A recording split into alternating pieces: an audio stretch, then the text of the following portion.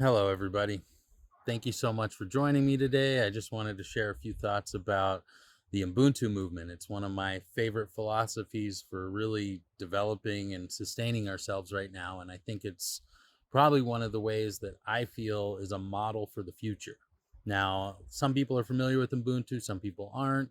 I'm like, the philosophy behind it, though, is you take a community and you get that community to volunteer anywhere from an hour to 3 to 5 hours of their time. I mean, typically the philosophy runs 3 hours of your time a week.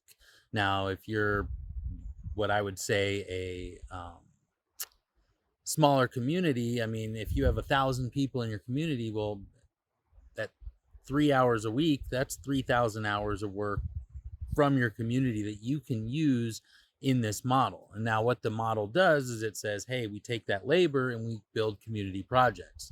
And usually the first community project that you actually will tackle is feeding your community.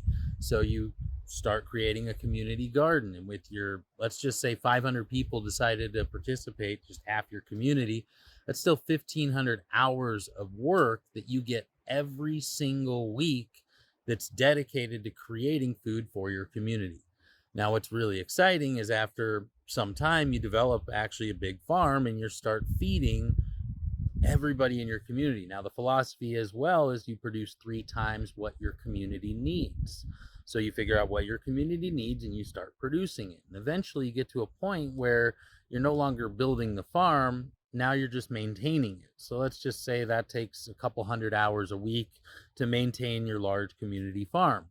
And everybody participating in this gets food for free from this farm. And we sell the excess to other communities. We trade other communities.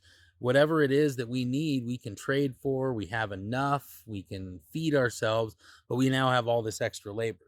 Now, with that labor, you start doing things like building solar panels, building wind generators, creating all sorts of what I mean, if you live in a geothermal area, you create a geothermal energy generator. And that's exciting because now you free your community of not just food depend and you create independence from food, but you also create independence from electricity. Now, food, water, and housing, and that's one of the really exciting things is really far down the road. Eventually, you're building the houses for your community as well, and that's even more exciting because let's say you built a farm and you were smart enough to do it like with a hemp farm, and you actually started producing hempcrete. You could actually be producing your own building materials in your own community and building your own houses from it. Not only eco-friendly but sustainable, but also it has, I think, a negative carbon impact. So the really exciting thing is you can actually free your entire community from just the basic needs just by working together for a few hours a week.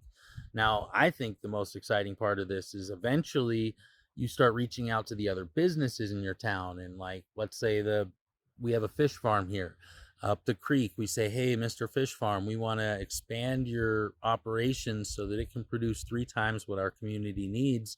And on top of that, we're going to donate hours of labor for free to your company, and you get to keep a third of your profits for free, and 2/3 of the profits go back to funding future community projects.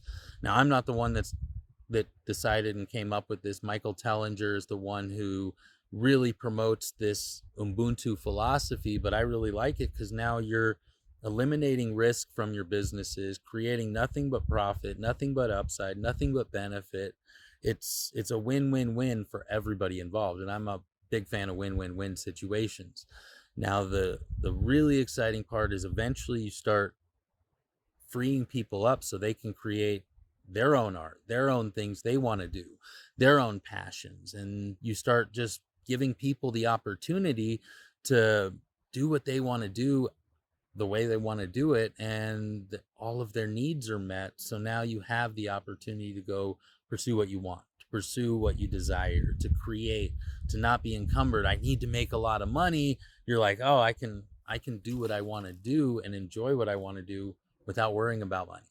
And that's really the future. And that actually leads into how do we raise our kids? Well, with this program, you can actually, well, the the elders of our community will become the watchers of our children. So they actually will start raising our kids. Their 3 hours of work is helping watch some of the kids in town.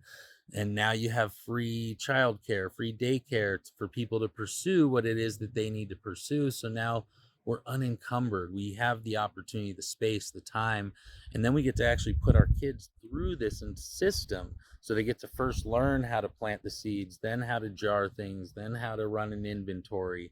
They get to do that through each of the systems. So by the time that they're done in our community, these kids could rebuild the whole town if they needed to. They could, at any point, take that knowledge and go anywhere in the world and really share it with anybody. And that's why I see this being a system that'll change the world. Why it just takes a large community with a few thousand people. Now they've proven this works with small groups. So if you, like, I think 30, 40, 50 people, they've proven this works, but they haven't gotten it to a few thousand. They haven't gotten it to a city. They haven't tried this on a massive scale because it's really being suppressed. It's really being shot down. People aren't being allowed to do it.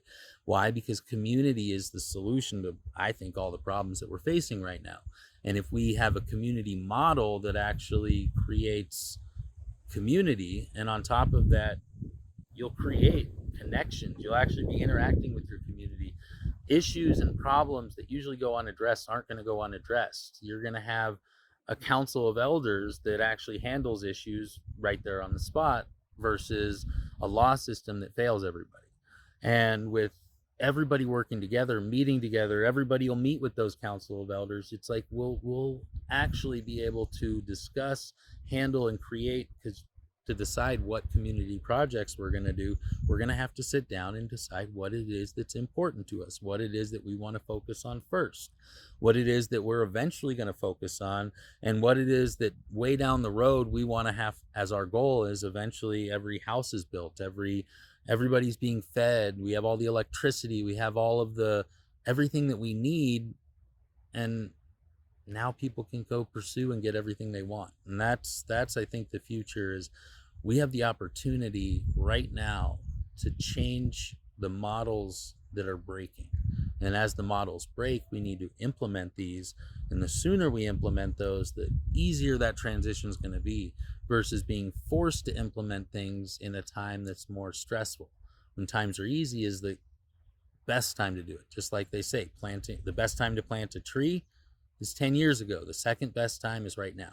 So right now we need to start planting those trees, creating and growing and cultivating everything it is that we need so that we can be free. And the reason that this system works is because, well, you'd be getting rid of every trillionaire, billionaire, and probably most millionaires if we weren't working 40 to 50 hours a week to create that wealth. And instead we could work that 3 to 4 hours a week together, and everybody has what they need. But guess what? We don't have billionaires and trillionaires in that system. In fact, eventually this money system just falls apart because we have everything we need. We can barter and trade, and we're just able to create art and experience art and appreciate art. And that's a model I think art would thrive in. So I encourage you, do your research, and there's a few books online. I think Michael Tellinger, again, puts out a lot of content on the Ubuntu movement, Ubuntu. So go out, do your homework, and have a great night. Thank you.